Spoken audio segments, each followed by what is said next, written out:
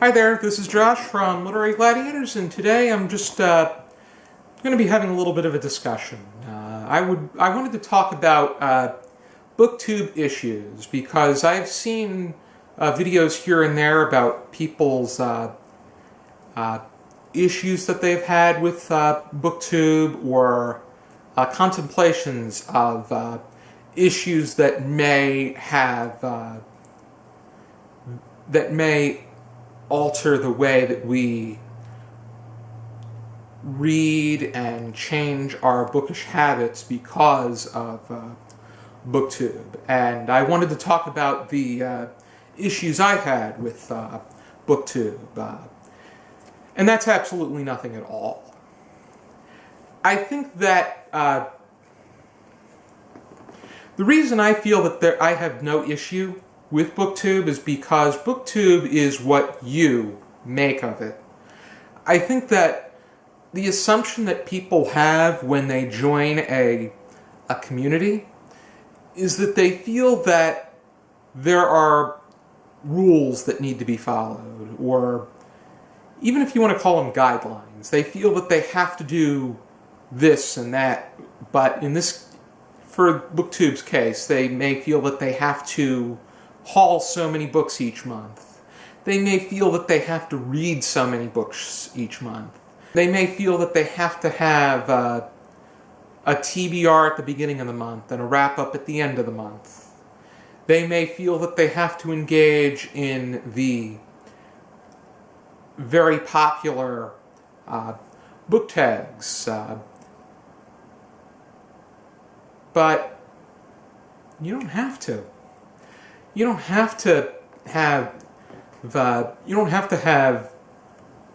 a collection of 1,000 books. I own a lot of books, but that doesn't mean that you have to own some. You may only have 5 books that you own and rent the rest of them at the library. That's perfectly fine. The fact that, and you may only be able to read 1 or 2 books a month. Most people only read 1 or 2 books a month, if that, because we're people with busy schedules, and just because we don't have the time to read doesn't mean, 1, we don't love it, and 2, it doesn't mean that we can make goals for ourselves to read more books. And I think that Booktube in general is a community where it's so welcoming, accepting, and compassionate that no negative ideas really matter. No one is judging another in a negative light. And I feel that the fact that someone is coming up and putting together a video is satisfactory in itself. I think the most important thing that anyone needs to know when they're starting a Booktube channel is that it's your Booktube channel. And your Booktube channel should be what you want it to be.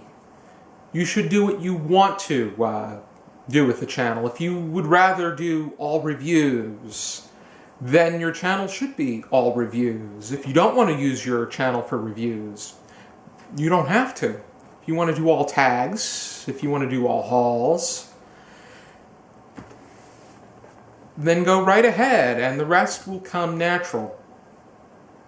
The fact that you are bound to spark someone's interest with what it is you're talking about, and if for some reason there's a technicality or something that someone doesn't agree with,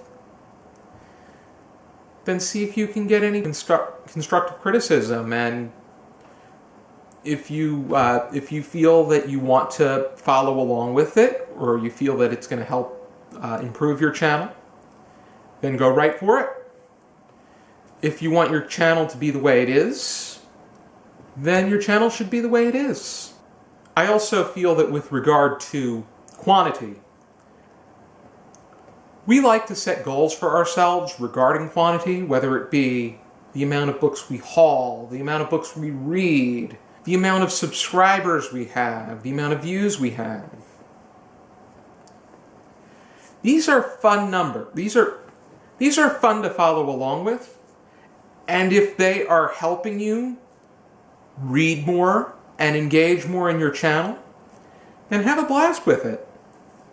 But it should not mean that it shouldn't be everything that you're going for. I think that while it's fun to see how many new subscribers you pick up and how many people view your videos, if you're having fun and if you're engaging in some meaningful discussions with only a small amount of booktubers,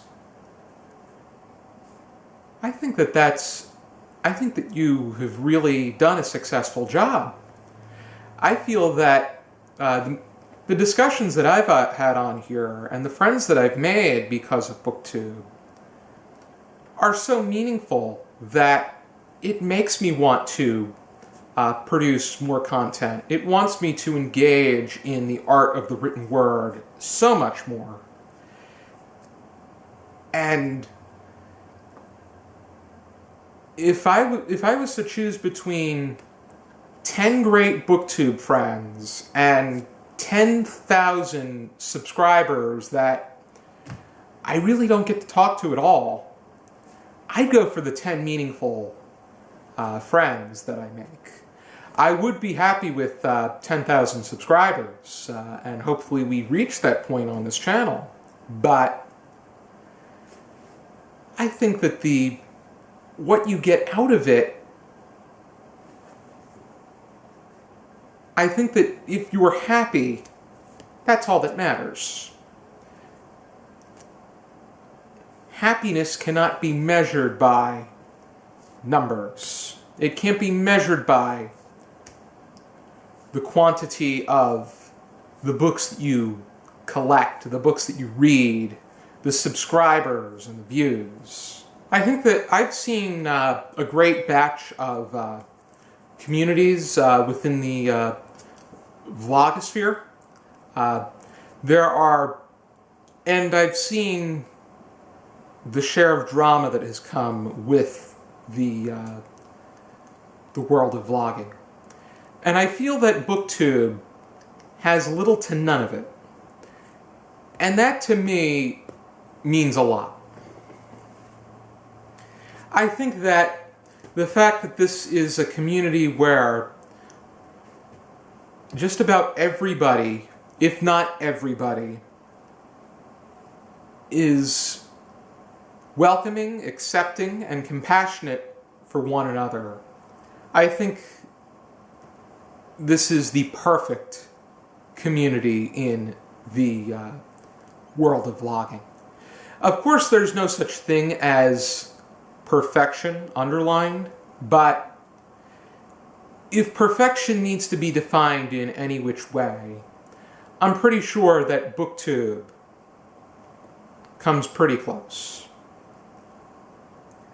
I don't know if it's contradictory that this is the nature of the video, but I feel that whether or not there is a such thing as Booktube drama is somewhat of an illusion, because I feel that Booktube and what you get out of it is what you make of it, what you put into it, and how you take in the response.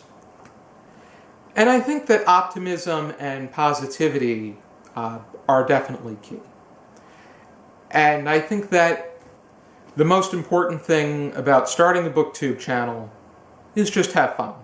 Because I think that something that encourages you to read and engage in what it is that you've read is priceless within itself. I think that being able to share a love for books books and a love for reading is the most meaningful thing in the world. If you have any question, or if you have any replies or any contrasting thoughts, by all means, please leave them in the comments, and I'd be happy to discuss these Booktube issues a little bit more. Thank you for tuning into this video. I hope you check out more from our channel, and for now, keep reading.